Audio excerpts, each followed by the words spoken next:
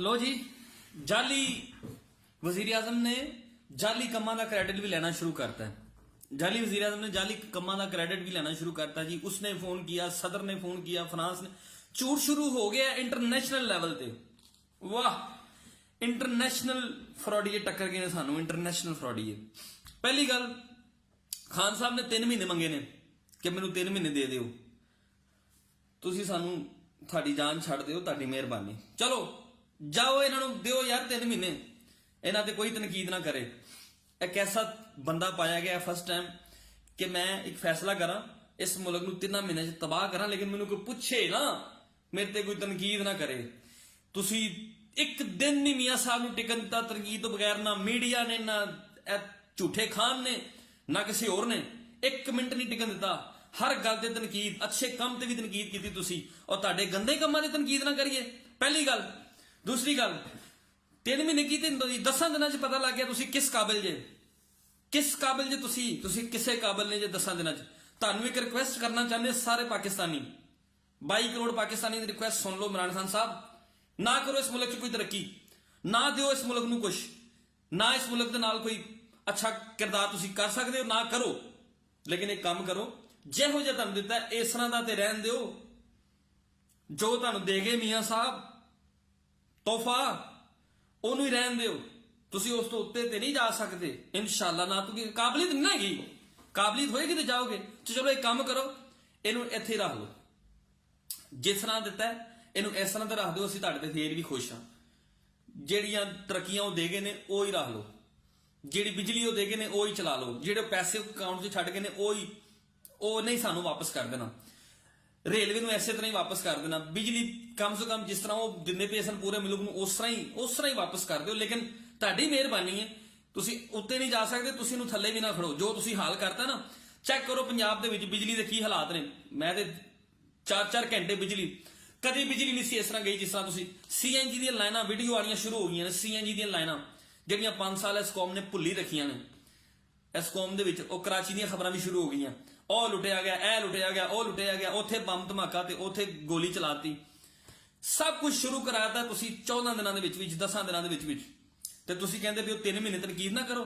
3 ਮਹੀਨੇ ਦਾ ਮਤਲਬ ਹੈ ਕਿ ਪਾਕਿਸਤਾਨੀਓ 3 ਮਹੀਨੇ ਦੇ ਵਿੱਚ ਤੁਹਾਨੂੰ ਤਬਾਹ ਕਰੇ ਔਰ ਕਹੇ ਜੀ ਹੁਣ ਕਰੋ ਤਨਕੀਦ। ਲਓ ਬੈਠੇ ਰਹੋ ਸਿਰ ਤੇ ਹੱਥ ਰੱਖ ਕੇ।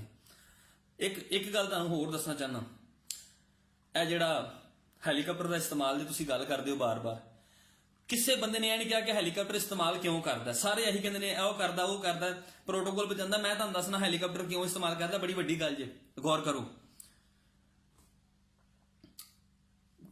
ਇਹਨੇ ਜਾਣਾ ਹੈ ਖੁਫੀਆ, ਜ਼ਿਆਦਾਤਰ ਖੁਫੀਆ ਜਾਣਾ। ਇੱਕ ਅੱਧਾ ਬੰਦਾ, ਜਿਸ ਤਰ੍ਹਾਂ ਮੈਨੂੰ ਜ਼ਿਆਦਾ 7-8 ਗੱਡੀਆਂ ਨਹੀਂ ਜਾਣਗੀਆਂ ਔਰ ਰੋਡ ਨਹੀਂ ਬਲੌਕ ਹੋਣਗੇ, ਇਹਨੇ ਖੁਫੀਆ ਜਾਣਾ ਹੈਲੀਕਾਪਟਰ 'ਚ, ਇਕੱਲੇ ਨੇ ਬੈਠ ਕੇ, ਪਾਇਲਟ ਨਾਲ ਹੋਏਗਾ।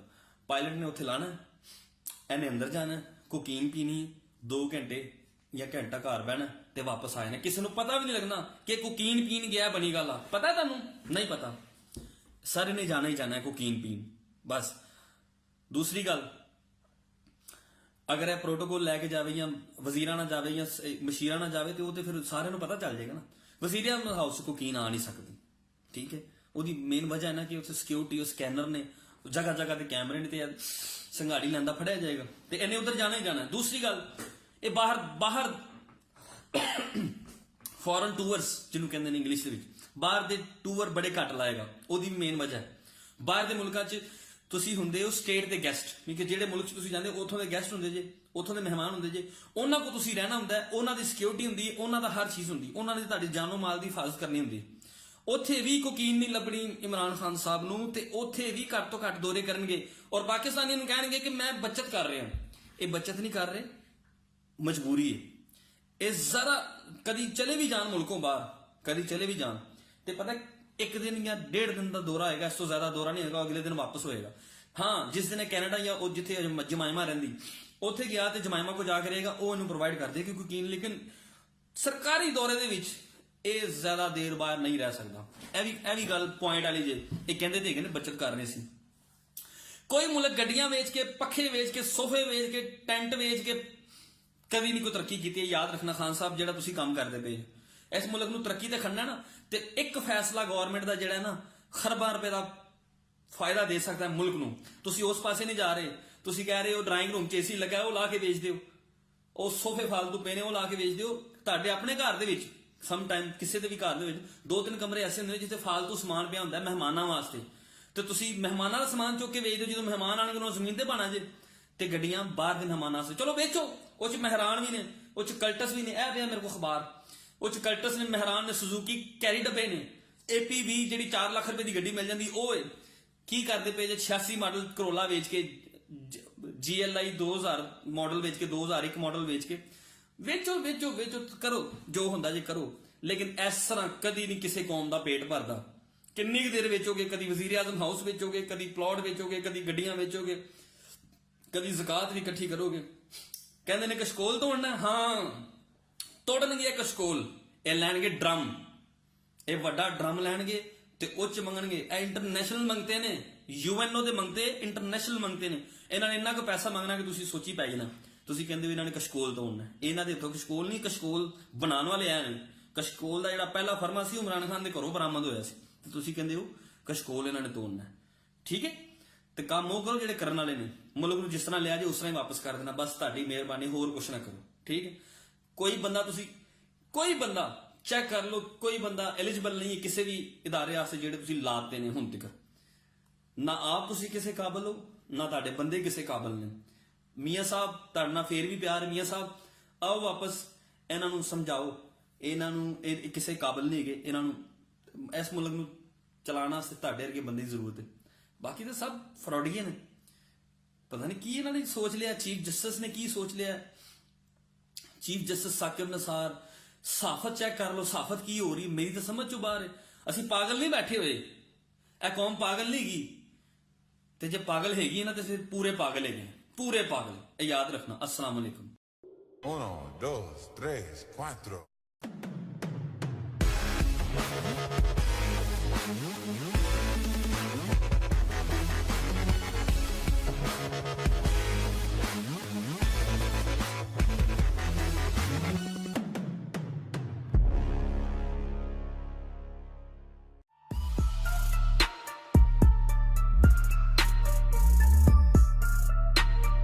Please subscribe the channel The Witness and like the video.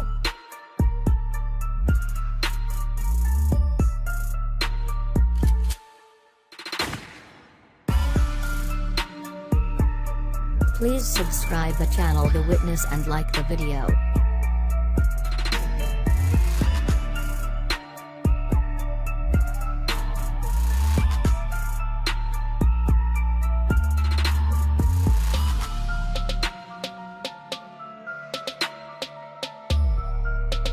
Please subscribe the channel The Witness and like the video.